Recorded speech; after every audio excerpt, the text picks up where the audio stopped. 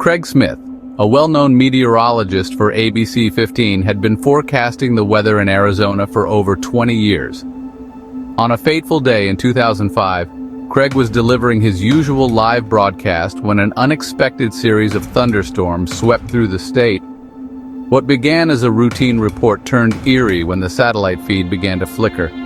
As Craig spoke of heavy rains and possible flooding, viewers noticed something strange behind him on the green screen, a shadowy figure that seemed to move with the storm clouds.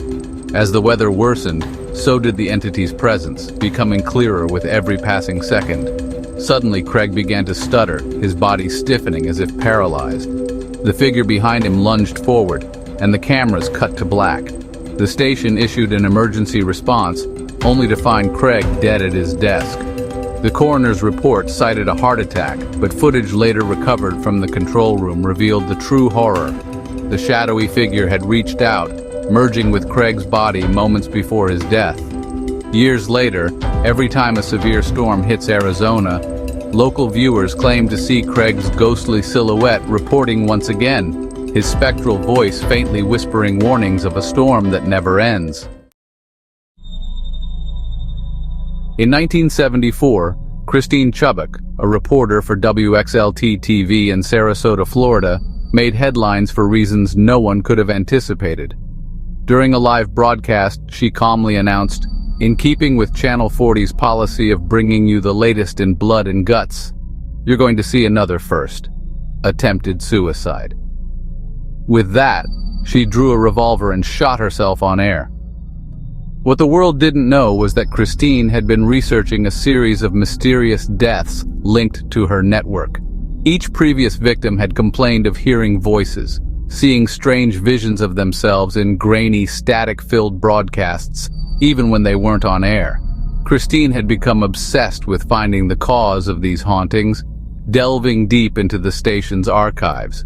Before her tragic end, she claimed she had been chosen by the voices. In her last days, Christine confided in a friend that she believed something from beyond the grave was pulling strings at the station, controlling its anchors and reporters.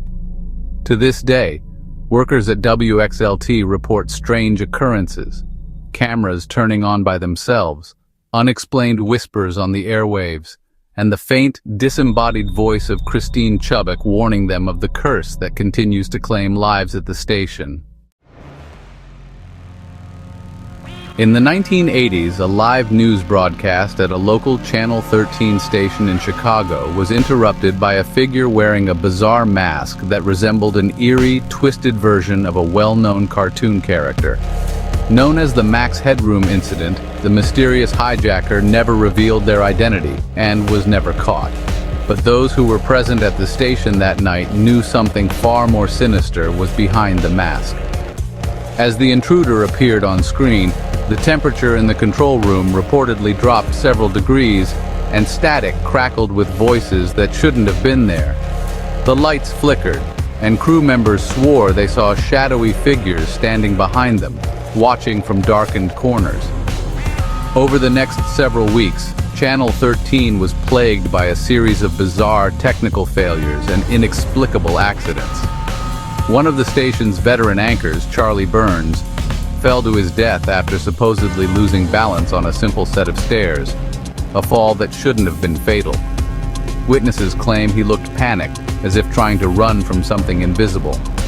Years later, old tapes from the station's archives revealed ghostly images of the Max Headroom figure appearing on several broadcasts that had aired weeks before the original hijacking. Images that were invisible to the naked eye but visible on the recordings. To this day, some believe the hijacker was not a prankster, but an otherworldly being, haunting the airwaves and claiming victims who dare to uncover its secrets. Story 4. The Haunted Newscast.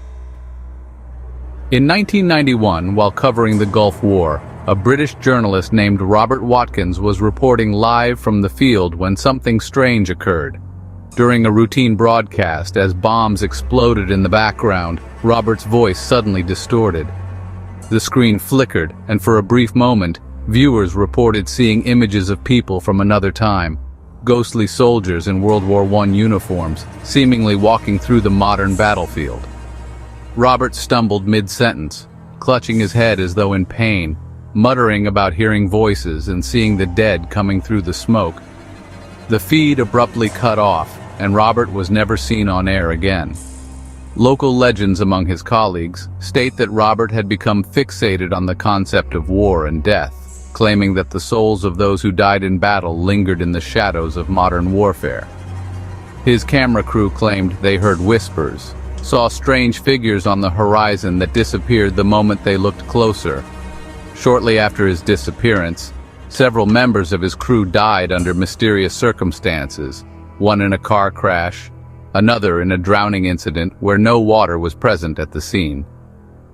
To this day, footage from Robert's final broadcast has been heavily edited, but those who were there know the truth.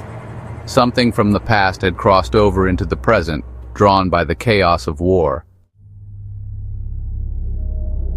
Story 5. The Poltergeist of Morning News. In 2008, a popular morning news show in Detroit, Michigan, experienced what was initially written off as a strange technical glitch. Midway through a broadcast, the studio lights flickered, and strange, distorted sounds came through the anchor's microphones. The cameras cut out for several seconds, and when they came back on, the co-anchor, Jennifer Cole, seemed to be staring off into space, her eyes wide with fear. Behind her, viewers noticed subtle movements, shadows darting across the set, furniture shifting slightly, and equipment seemingly being moved by unseen hands. Jennifer began speaking in a voice that was not her own, warning viewers of a coming disaster. "They are here," she said in a raspy, chilling tone. "We cannot escape." Moments later, the broadcast abruptly cut to commercial, and Jennifer collapsed on set, later found in a catatonic state. Her co-workers claimed they heard strange noises around the studio for weeks before the incident, including disembodied voices and inexplicable footsteps echoing in the empty hallways. Paranormal investigators were called in, and they claimed the station had been built on the site of a tragic fire from the 1920s where several lives were lost.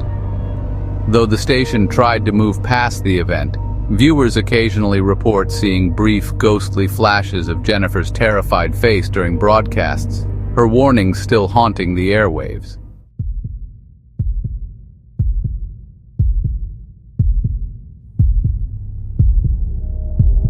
In 1997, Zacarias Martinez, a beloved news anchor in Mexico City, was broadcasting live during a special report covering a series of strange disappearances in a local village. The segment seemed to be unfolding as planned until the final moments of the report. The camera, pointed at Zacarias, captured his expression change from professional calm to terror as he gazed just beyond the camera's frame. Suddenly, he gasped and began speaking in a strange, low voice, claiming, "They found me. They come for all of us." Confused producers watched helplessly as Zacarias stood abruptly, clutching his throat, struggling to breathe. His eyes rolled back, and the live feed was cut. The news station reported that Zacarias had suffered a sudden stroke, but local rumors soon spread that he had been investigating strange, supernatural occurrences tied to the missing villagers. Witnesses said they saw Zacarias speaking with an old woman the day before, a woman believed to be a witch who had cursed the village decades earlier. Legend has it that Zacarias' spirit still lingers in the station. Some employees report hearing footsteps and whispers late at night. A few even claim to have seen a shadowy figure resembling him on the edge of live broadcasts, warning viewers about the same curse that claimed his life. In 2001, during a routine evening broadcast in Philadelphia, the news team at Channel 8 began reporting a seemingly normal story about a local factory closing. But the routine turned into something far darker. As the lead anchor, Sarah Dumas, read through her teleprompter, the words suddenly began to change without warning. Instead of the usual script, Sarah started reading cryptic messages about death, fire, and an ancient evil. "The flames will rise, the earth will crack," she murmured, her voice taking on an eerie, monotone quality. The camera cut to her co-anchor, but he too had gone pale and frozen in his seat, staring directly into the lens as if hypnotized. Panicked, the control room tried to stop the broadcast, but none of the equipment responded. Finally, after several long minutes of silence, the broadcast cut to black. When the crew rushed to the studio floor, they found Sarah and her co-anchor unconscious, their bodies ice cold. In the weeks that followed, viewers began reporting that strange, static-filled interruptions occurred during their regular TV viewing. Flickers of Sarah and her co-anchor, their voices droning the same cryptic messages about fire and destruction. The station's equipment was eventually replaced, but to this day, those who were involved swear that something otherworldly had possessed the airwaves that night, something that wasn't done with its warnings. In 2010, during a live field report, Italian journalist Marco Bellini was covering a segment about a newly uncovered crypt beneath an ancient cathedral. Marco and his team ventured down into the dark passageways beneath the church, intending to give viewers a glimpse of the historical site during their nightly broadcast. Everything went smoothly until Marco stepped into a section of the crypt that had been sealed off for centuries. His camera crew followed close behind, but the moment Marco entered the chamber, his microphone began picking up strange sounds, whispers in a language no one could recognize. Suddenly, Marco's camera feed distorted, showing only flickers of his face before it cut out completely. In the seconds before the feed returned to the studio, Marco's voice could be heard screaming, followed by a loud crash. The signal eventually restored itself, but Marco had vanished. The camera showed only the crumbling stones of the crypt. A search team was dispatched, but no trace of Marco was ever found. Rumors spread quickly that the crypt was cursed, housing the restless spirits of those buried in secret by the church centuries ago. Since Marco's disappearance, strange anomalies continue to plague broadcasts from the area, with viewers claiming to hear faint screams or see fleeting shadows of a man trapped within the stone walls, forever trying to escape. In 2016, a famous paranormal investigator, Rachel Dawson, was invited to a live interview at a local talk show in New Orleans. The segment was meant to promote her new book about a notoriously haunted mansion on the outskirts of the city, where dozens of people had mysteriously disappeared over the centuries. The interview began like any other, but as Rachel started recounting her personal experiences at the mansion, the studio's lights flickered. The cameras, which had been recording without issue, suddenly glitched, showing split-second images of the mansion's shadowy halls. The host, visibly uncomfortable, tried to steer the conversation back to safer topics, but Rachel seemed distracted, her eyes locked on something unseen just off camera. Mid-sentence, she froze and whispered, "He's here." Without warning, a dark shadow passed across the set, and the audio feed cut out. When the feed returned, Rachel was no longer in her chair. Panicked crew members searched the studio, but she had vanished into thin air. The broadcast was cut short, and an investigation ensued, but no trace of Rachel was ever found. What made the event even more chilling was that viewers who had recorded the interview at home later reported seeing strange figures moving in the background of the footage, shadowy shapes that seemed to grow larger with every playback. Local lore suggests that Rachel had unwittingly brought a spirit back with her from the haunted mansion, a spirit known to claim those who disturb its rest. To this day, her disappearance remains unsolved, and the talk show's staff refused to speak of the night a guest vanished into the shadows during a live broadcast.